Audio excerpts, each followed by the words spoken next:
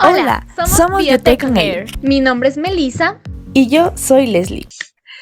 Hola amigos y amigas, les damos la bienvenida a un capítulo más de Biotech on Air, un podcast de ciencia. El día de hoy tenemos una invitada muy especial. Por favor, denle la bienvenida a Dianita Moyacano.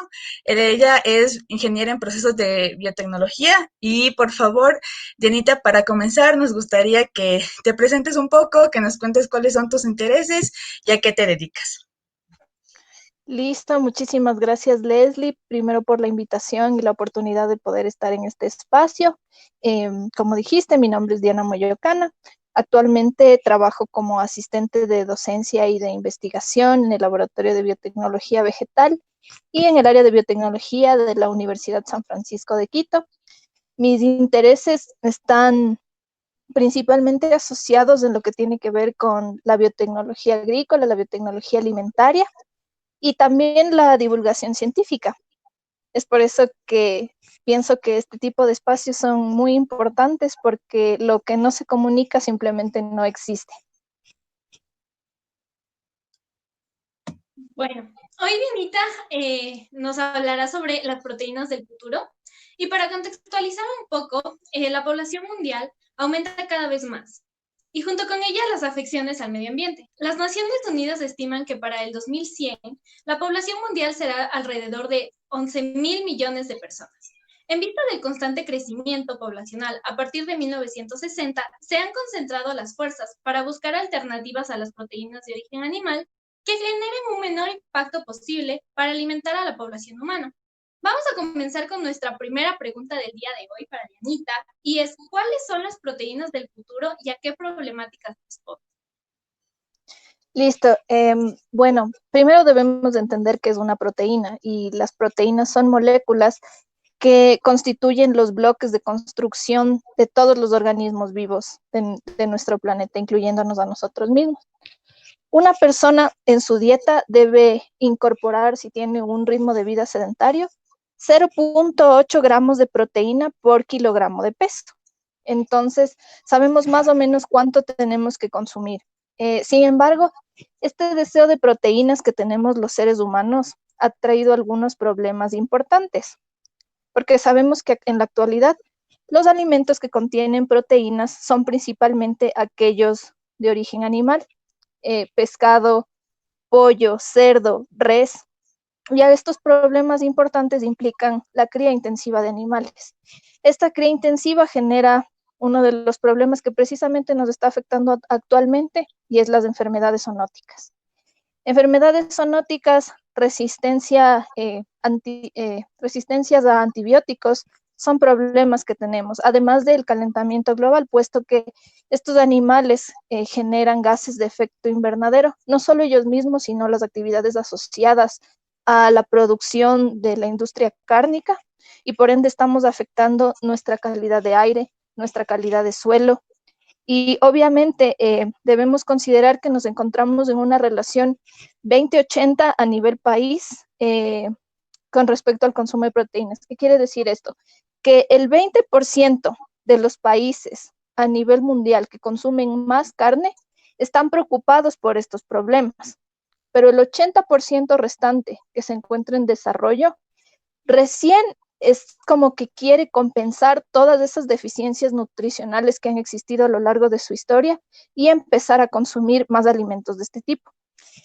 De hecho, si tomáramos en cuenta que los países que consumen más carne, que son Estados Unidos, Argentina, Brasil, Mongolia, Kazajstán, los países de Escandinavia, si todos los países del mundo consumieran la misma cantidad de carne que esos países, todos los metros cuadrados del planeta Tierra deberían estar destinados para la producción de alimentos, ya sea cultivos de consumo humano o cultivos para alimentar a estos animales.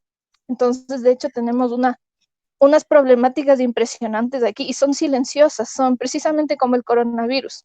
Era algo que pasó por años hasta que explotó. Y de hecho, si consideramos que estamos invirtiendo casi todos nuestros recursos naturales en este tipo de industrias, es realmente preocupante pensar que en un punto la situación se nos vaya a salir de las manos y no podamos tomar las medidas necesarias. Pero afortunadamente las proteínas del futuro con las que estamos tratando de solucionar estas problemáticas implican que se use menos recursos, menos agua, menos suelo, menos energía. Y algunas de ellas ya son conocidas relativamente. De hecho, desde los años 80 se empezó a producir proteína proveniente de hongos, el famoso corn, como un sustituto de carne para las personas que tuvieran la opción vegetariana. También se ha tenido, bueno, el tofu, el seitán, pero claro, estos tipos de proteínas no saben como carne. Entonces la gente puede tener cierto rechazo y además estás utilizando suelo y agua para poder producirlas. Entonces realmente no es que estás obteniendo una solución lo suficientemente aceptable para el problema que tenemos.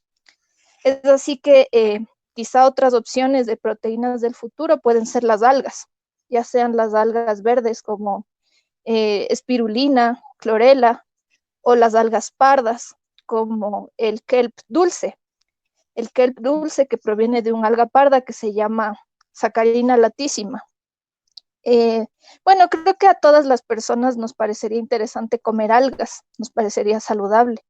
En el sushi podemos comer algas, pero ¿qué pasa si después nos vienen a decir que no tenemos que comer algas, sino comer insectos? Y algunas culturas ya lo hacen.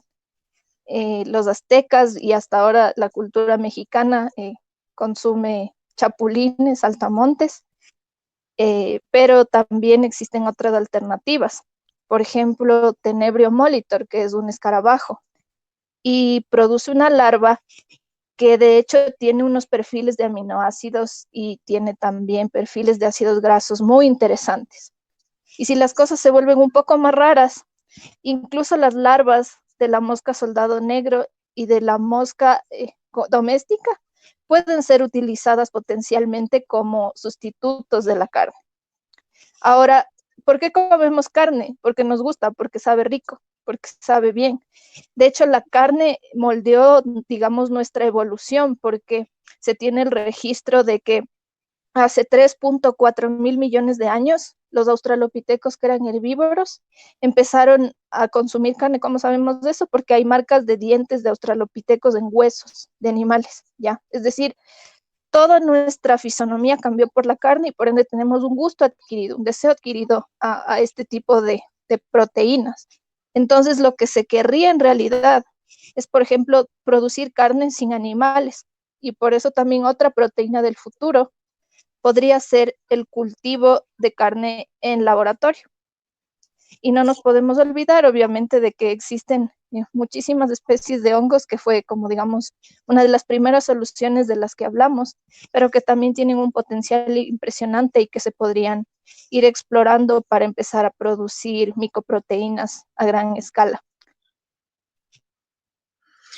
Jenita, nos gustaría que nos menciones algunas ventajas y beneficios que darían estas proteínas del futuro, ya sean como estas nos contabas a partir de hongos, algas o también las que están desarrolladas en el laboratorio. Listo, me parece excelente, es muy importante que consideremos esto.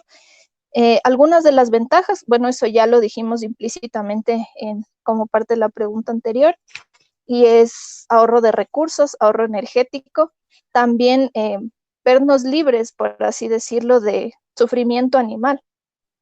Otra cosa es que también al utilizar menor espacio para producir proteínas, estaríamos ahorrándonos la problemática del hacinamiento de animales, que muchas veces produce precisamente el aparecimiento de enfermedades zoonóticas.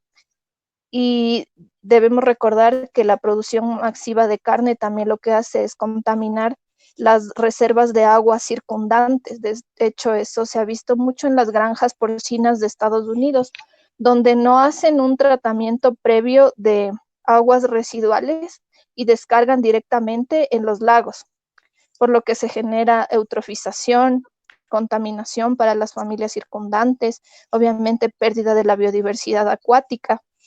Entonces, estos son algunos de los problemas que podríamos solucionar. Ventajas, obviamente, podríamos, yo pienso, tener como una condición mucho más empoderada de nuestros sistemas de producción alimenticia, porque algo que pasa y creo que es mucho más evidente en el inglés es que tratamos de deslindarnos de que estamos comiendo animales muertos. Entonces, por eso es que, por ejemplo, en inglés tú llamas pig al animal y pork a la carne, o lo mismo al beef de las vacas, no dices que es una vaca. Y eso creo que es interesante porque la alimentación juega un papel fundamental en cómo se moldean las sociedades. Y al hacernos un poco más empáticos y conscientes de lo que implica esos procesos, al nosotros mismos involucrarnos, ¿por qué no?, en la producción, incluso a pequeña escala en nuestros hogares, podríamos, digámoslo así, tener sociedades más empáticas, me atrevería a decir yo. Súper interesante, Dianita. Ahora quisiéramos saber, ¿cuál piensas tú que serían las barreras que se deben superar para, a nivel de consumidor, poder comercializar las proteínas del futuro? Yo pienso que existen barreras psicológicas, biológicas, económicas y sociales. La psicológica es porque cuando tú consumes carne, por ejemplo, cuando tú vas a una parrillada con tus amigos, tú esperas un sabor, tú esperas, digamos, que tenga cierta consistencia la carne, cierto color, que se sienta jugosa. Y quizá los sustitutos no te pueden ofrecer eso a primera instancia. Entonces las personas no consumen carne porque viene de un animal muerto, sino a pesar de eso. Es decir, que el sabor, la necesidad del sabor es tan grande que dejamos de lado esos procesos de nuestra mente. Entonces, el factor psicológico es muy importante. También considerar que quizás si hablamos de alternativas, la gente no se sienta muy afín a ese tipo de cosas. Si tú le dices, ¿estarías dispuesto a comer larvas de mosca? Quizá la respuesta va a ser no. Entonces, también tiene que ver con cómo la cultura puede abrirse a ese tipo de posibilidades. Pienso que una de las opciones que más se está utilizando en la actualidad es presentártelo de una forma que te recuerde a la carne o que no sepas de dónde viene, por ejemplo, las harinas de insecto. Entonces así tú puedes utilizarlas, pero no te recuerda que tenía patitas o cosas así. Otra de las barreras, como les mencionaba, es biológica, puesto que ¿por qué la carne es tan atractiva? Y una de esos componentes que le da el sabor a la carne, además de la grasa, el zinc, es el hierro. Y es verdad que las plantas también tienen hierro, como la lenteja, los berros, pero el hierro que está asociado a la proteína animal está en un complejo molecular que se llama el complejo GEM. Y ese complejo GEM es más fácilmente asimilable por nuestro organismo que el hierro que viene de las plantas. Y el hierro es muy importante para mantener la salud de nuestros eritrocitos, que son responsables de distribuir el oxígeno en nuestro cuerpo. Eso pienso que sería una de las barreras importantes, además de la disponibilidad de vitamina B12, que es muy difícil, pero no imposible, de encontrar en otras fuentes que no sean productos animales. Y de hecho, esas barreras se están empezando a romper precisamente gracias a la ingeniería genética. Una de las alternativas que es más conocida por esto es Impossible Burgers, porque precisamente ellos elaboran el compuesto M con levaduras transgénicas que después mezclan con su fórmula de hamburguesas basadas en plantas. Entonces esa sería otra barrera a romper. Y la siguiente barrera que les decía, la económica y social, tiene que ver porque tenemos una industria ganadera enorme que involucra a millones y millones de personas en todo el mundo, no solo a nivel de crianza, médicos veterinarios, vacunas. Es impresionante la cantidad de personas que dependen de este tipo de industrias. No podemos olvidarnos que hay personas que tienen que llevar el plato a la mesa gracias a trabajar en la industria ganadera o en la industria piscicultora, etcétera. Pero justamente eso hace que el hecho de que ellos escuchen de que se están desarrollando este tipo de iniciativas tengan miedo, porque obviamente yo lo veo como una utopía, o sea, desaparecer completamente la industria ganadera, pero ellos lo ven como una posibilidad. Entonces, esto hace que, digámoslo así, se presenten también procesos legales, y un referente que tenemos es lo que pasó en Missouri en el año 2018, donde se presentó una demanda, por así decirlo, una solicitud para que ningún producto sustituto de proteína animal que no viniera de animales recibiera el nombre de queso, tocino, leche, yogurt. Y ese mismo año pasó lo mismo en la Unión Europea. Entonces, como obviamente Estados Unidos y Europa son como las regiones de donde más vienen los referentes legales para el resto del mundo, se ha venido emulando en otros países. Por eso, si vamos al supermercado y queremos leche de soya, le llamamos leche de soya, vamos a ver que en la caja no dice leche de soya, sino dice bebida de soya.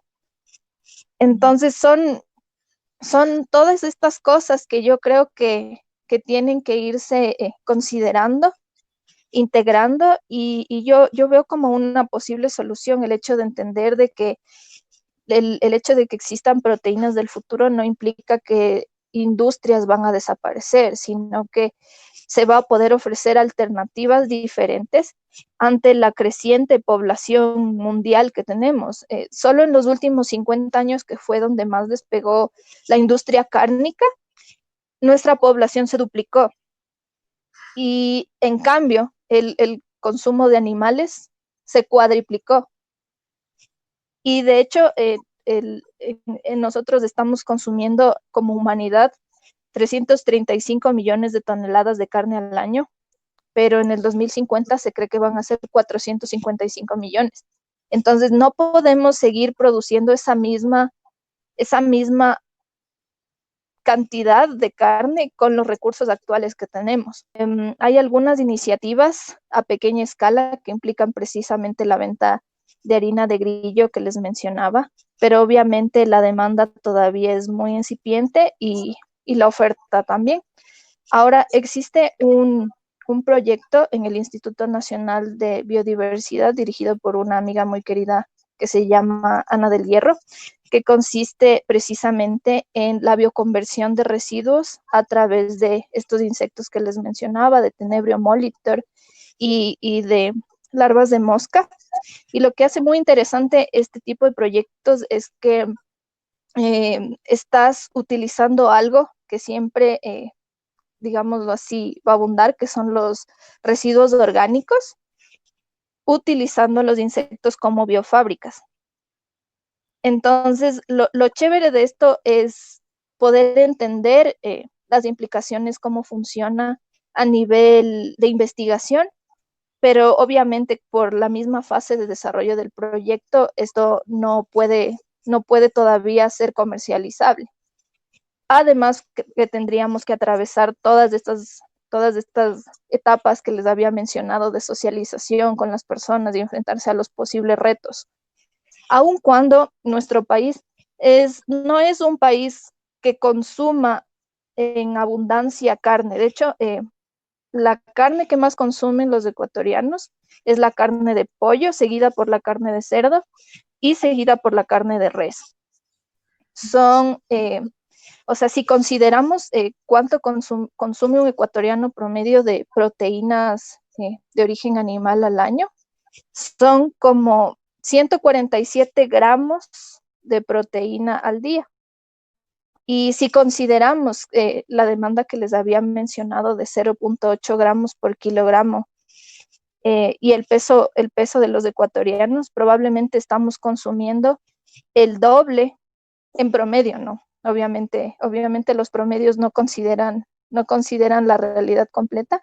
Estaríamos consumiendo el doble de la proteína recomendada para una dieta sedentaria. Y también, o sea, tenemos una historia como ecuatorianos de proteínas alternativas, desde el mismísimo cuy, que es prácticamente exclusivo de la región andina, pasando por los churros, el chontacuro, entre otros, ¿no? Entonces yo pienso que las hormigas de limón, nuestra idiosincrasia es es muy, muy sui generis y quizás está un poquito más abierta, pero habría que verlo en ese sentido. Los escarabajos blancos que también se comen con chicharrón, ¿no? Pero habría que verlo. De ahí, otra de las iniciativas que surgió, de hecho, en este tiempo, yo estuve involucrada en ese proceso junto con Pedro Aponte, que es profesor de la universidad, es profesor principal de la cátedra de biotecnología de animales, y estuvimos buscando el producir carne en laboratorio a partir de unas células que se llaman células satélite, que permiten la regeneración muscular. Y estas células se recuperan precisamente a partir de muestras de camal. Sin embargo, debido a los procesos recientes de confinamiento y las restricciones económicas, nos vimos dificultados de continuar con el proceso debido al financiamiento y a la accesibilidad de muestras. Pero también durante este tiempo, yo ya muy involucrada digámoslo así, en este mundo, tuve realmente el honor de ser nombrada una de las 100 líderes del futuro de la biotecnología por la Global Biotech Revolution. Y como parte de esta distinción, participé, digámoslo así, en una competencia que se llama Las Voces del Mañana, que de hecho continúo participando en este proceso. Y se nos asigna retos. Y el reto que se nos asignó a mi equipo y a mí fue tratar de resolver precisamente la problemática del hambre y de el desperdicio de alimentos con el que contamos actualmente.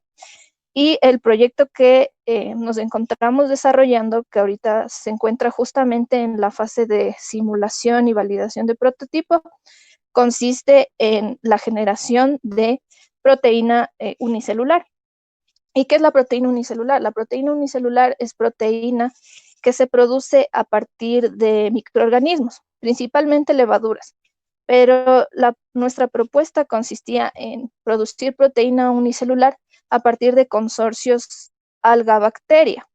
Y estos consorcios alga-bacteria se podrían alimentar a partir de precisamente gases de efecto invernadero, que son metano y CO2, y obtenidos a partir de residuos alimentarios. Esto también surgió porque pudimos ver que aunque existen bancos de alimentos en el mundo, estos se centran principalmente en alimentos no perecibles. Y mucho del desperdicio se da por alimentos perecibles. No fue raro, por ejemplo, ahora que estuvieron obstruidas las vías, ver en muchos lugares que el alimento no llegaba, y de hecho una de las escenas más icónicas de esto fue ver campos repletos de calabazas en California pudriéndose al sol. Entonces eso era algo muy triste porque sabíamos que había personas que no tenían comida, pero para los agricultores de Estados Unidos, que además tienen subsidios para la agricultura, era mucho más rentable dejar que sus cultivos se perdieran a llevarlos a otros lugares. Entonces, pensándolo así, esto además genera gases de efecto invernadero. Pensamos que la mejor idea sería poder desarrollar un sistema donde dos microorganismos, una bacteria que se llama Metilococcus capsulatus y un alga que se llama Arthrospira, pudieran convertir tanto el metano, en el caso de la primera, como el CO2, en el caso de la segunda, en proteína unicelular. Ahora, la proteína unicelular se utiliza mucho para alimentar al ganado. ¿Por qué? Porque tiene unos contenidos muy altos de RNasa. Y eso no es adecuado de RNA, perdón, no RNasa, RNA. Y eso es como, no es muy adecuado para el consumo humano por la cantidad de purinas que se encuentran ahí. Eso a la larga puede ser detrimental, digámoslo así, de la salud renal. Por eso es que se administra mucho más para alimentar animales. Ahora, como parte de este sistema, lo que nosotros quisimos fue precisamente purificar, digámoslo así, la proteína unicelular para poder consumirla como personas y adecuarla. Pero claro, esto se enfrenta también a algunos de los retos que hablábamos antes, porque cuando tú le cuentas a las personas que se produjo a partir de desechos alimenticios, probablemente va a decir, ¿y por qué me estás dando de comer esto a mí? Entonces, claro, como les contaba, está en la fase de desarrollo 2 de emprendimientos biotecnológicos. Tenemos todavía un largo camino por recorrer, pero ya está planteado el escenario, digámoslo así, para seguir avanzando. Wow, Dianita, qué interesante todo lo que nos cuentas. Literal, estamos súper Gracias. sorprendidas. Dianita, de todas estas opciones que tú nos has comentado, nos gustaría que si nos detalles más bien el desarrollo de una de estas proteínas con la que tú te sientas más familiarizada. Ok, me gustaría contarles sobre el desarrollo de la carne de laboratorio. Entonces, algo ya comenzamos un poco antes, como les dije, se necesitan células madre para poder cultivarlas y que éstas fomenten, digámoslo así, la generación de una pieza muscular.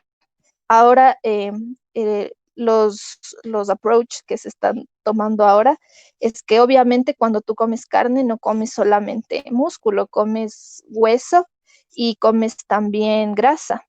Entonces lo que se hacen son, digámoslo así, se toman diferentes tipos de células precursoras de esas sustancias y se cultivan juntas encima de una matriz. Esta matriz permite, digámoslo así, dar consistencia al tejido potencial y que se desarrolle de forma uniforme.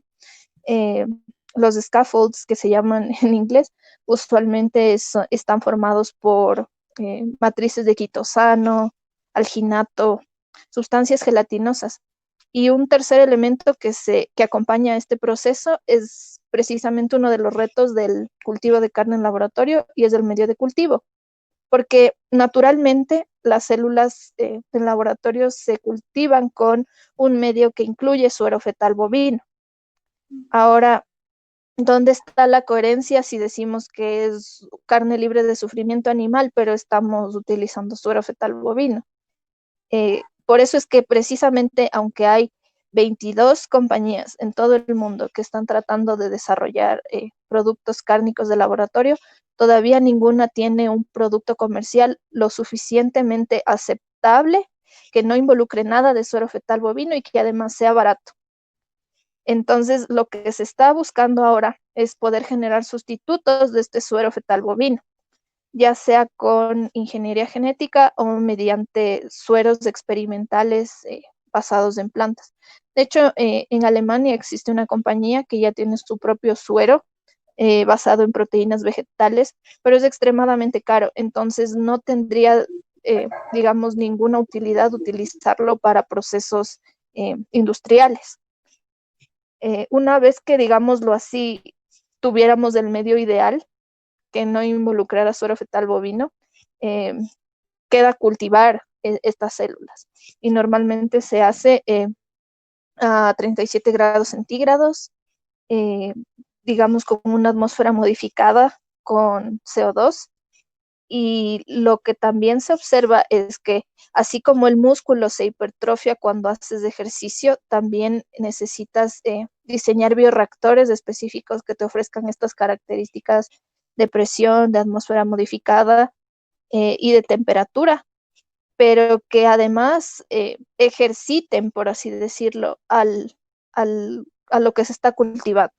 Entonces, básicamente, una vez que pasa determinado tiempo por los procesos de mitosis, vas a obtener una pieza consumible. Como les decía, ya han habido iniciativas extremadamente costosas. Una de las compañías que ya ha hecho probar, digamos, su producto a influencers y a personas con recursos económicos bastante elevados, ha sido la compañía Just, que produce nuggets de pollo. Y también tenemos a la compañía Mosa Meat, que es una compañía holandesa, me parece, que se estableció gracias al pionero del cultivo de carne en laboratorio, que es Mark Post, que es un científico de la Universidad de Maastricht, que de hecho fue la primera persona que logró que su carne de laboratorio se televisara en la BBC, o sea, digamos, la degustación de este producto en el año 2013, pero la producción de esta carne costó $330,000. Entonces, obviamente nadie va a pagar $330,000 para probar una pequeña pieza de carne, de la que además se dijo que sabía algo a carne, pero que le faltaba, porque obviamente era puro músculo. Entonces, eso. Dianita, nos gustaría ya para finalizar esta sección que tú nos digas si conoces de algún proyecto innovador o nuevo que tenga resultados prometedores, además de tu emprendimiento que en realidad nos gustó muchísimo. No sé si conoces otro. Claro, ahorita los que más están teniendo acogida en todo el mundo y de hecho ya están produciendo son Beyond Meat e Impossible Burger, pero estas compañías producen sus hamburguesas basados en plantas. Como les decía, realmente saben a carne. Impossible, de lo que he podido escuchar, parece que tiene una aceptación un poco más fuerte, em, justamente por esta tecnología de ingeniería genética donde ellos sí incorporan el grupo M a sus mezclas de vegetales. Pero claro, me parece que incluso hamburguesas Penroyal antes de la pandemia iba a empezar a vender Impossible Burgers. No sé cómo habrá avanzado ese proyecto. Sin embargo, lo que sí hay que considerar es que son hamburguesas. Entonces, las hamburguesas no son algo nutritivo. Y es decir, tú no, si tú quieres tener una dieta saludable, no vas a comer hamburguesas. ¿Por qué digo esto? Porque cuando se hacen las comparaciones, tú ves que, digamos, no tiene colesterol, es comparable en sabor, en textura, en aroma a una hamburguesa convencional, pero sin embargo, sus contenidos de sodio son de 4 a 5 veces más altos que una hamburguesa convencional. Entonces, esas son cosas que se tienen que considerar, ¿no? Que puede ser, digamos, algo muy interesante y es un avance impresionante del cual yo creo que realmente abre muchísimas puertas, pero debemos de entender que así como tenemos alrededor de 1.000 millones en el mundo que pasan hambre, también tenemos 2.000 millones de personas en el mundo con obesidad y también tenemos las causas de muerte principales son enfermedades coronarias y enfermedades renales en promedio a nivel global. Entonces, lo que es importante es considerar que nuestras dietas tienen que ser balanceadas y equilibradas. Además de que al utilizar una dieta basada en plantas, seguimos utilizando recursos, seguimos utilizando suelo y agua. Claro que el rendimiento de proteínas va a ser muchísimo más alto, pero necesitamos más opciones, necesitamos seguir avanzando. De ahí tenemos también otras alternativas como Shiok Meats, me parece que tienen su sede en Hong Kong. Ellos en cambio producen mariscos, producen camarones. Y eso es impresionante porque la demanda de pescado también es sumamente alta y sabemos que tenemos un problema grave en la salud de nuestros mares, de los cuales sabemos muy poco y sería muy lamentable que tuviéramos episodios terribles como el que tuvimos hace poco como ecuatorianos del barco cerca de las Galápagos, simplemente porque no hay opciones para consumir algo que sin lugar a dudas es muy humano, ¿no? O sea, no podemos tampoco negarles a las personas el hecho de querer consumir cosas que están muy ligadas a sus tradiciones, a su cultura, pero que necesitamos educarnos todos un poco al respecto y también abrirnos a la posibilidad de que quizá en un futuro la carne que comemos, el pescado el que consumiremos, no va a venir de una granja o no va a venir de lo profundo del océano. No se pierdan el día miércoles la segunda parte de este episodio. Te invitamos a que te suscribas a nuestro canal para que no te pierdas ninguno de nuestros episodios semanales, todos los lunes a las 7 de la noche. En la cajita de información te dejamos nuestras redes sociales y nuestro correo electrónico por si quieres comunicarte con nosotras. Y nos vemos la siguiente semana.